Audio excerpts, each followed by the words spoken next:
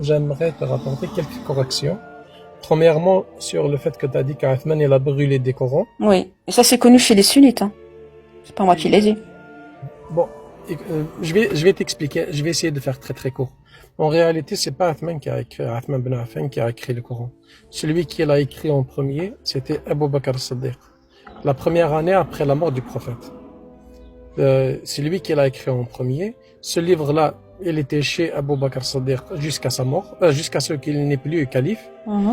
Et il est passé à Omar ibn al-Khattab jusqu'à sa mort. Et puis il est passé, celle qui le gardait, c'était sa fille, en même temps l'épouse du prophète, qui est La fille Aïcha, la fameuse femme qui aurait dit qu'il y a un passage. Attends, mais c'est grave ce que je vais te dire. Non, sa fille Hafsa, la fille d'Omar. Là, il parlait de Abu Bakr Aïcha. Laissez-le parler, Yazzabi.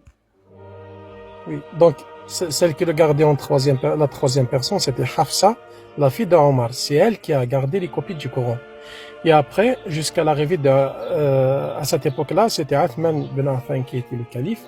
Et quelques années plus tard, lorsque il y a un compagnon du prophète qui a remarqué que des personnes, ils récitaient le Coran différemment, chacun suivant son dialecte. Il avait peur que ça pose problème. Alors, qu'est-ce qu'il a fait, Athman ben Affan? Il a fait une délégation de 4 personnes, Zayd ibn Thabit et les 3 autres personnes. Il leur a donné comme mission de faire des copies du Coran qui étaient chez Hafsa. Et en même temps, il allait vérifier qu'il ne manquait rien, il vérifiait son authenticité. Cette délégation, c'est ça qu'elle a fait.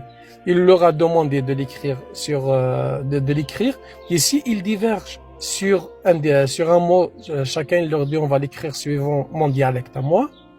Ils vont l'écrire sur le dialecte de Quraysh. Ils vont pas l'écrire avec le dialecte de la Syrie, par exemple, ou bien du Yémen. Ils vont l'écrire suivant le dialecte de Quraysh. C'est ça qui s'est passé. Donc, le Coran, il était déjà écrit en premier lieu, juste après la mort du prophète. Ce qu'il a fait Athman ben Affan, c'était juste qu'il a fait des copies, qu'il a distribuées à différents endroits des musulmans, au Yémen, à la Syrie, à l'Irak, pour qu'ils aient tous le même modèle et qu'ils vont tous lire le même Coran. Et ce qu'il a brûlé, c'était les feuillets individuels. Par exemple, moi, j'étais à leur époque, j'ai appris le Coran, et qu'est-ce que j'ai fait? Je l'ai écrit. Je l'ai écrit sur des feuillets. Alors, c'est celles-là qui sont brûlées. C'est les anciens feuillets individuels de chaque personne qu'il s'est écrit lui-même. Il ne voulait pas qu'il y ait d'autres copies différentes du Coran.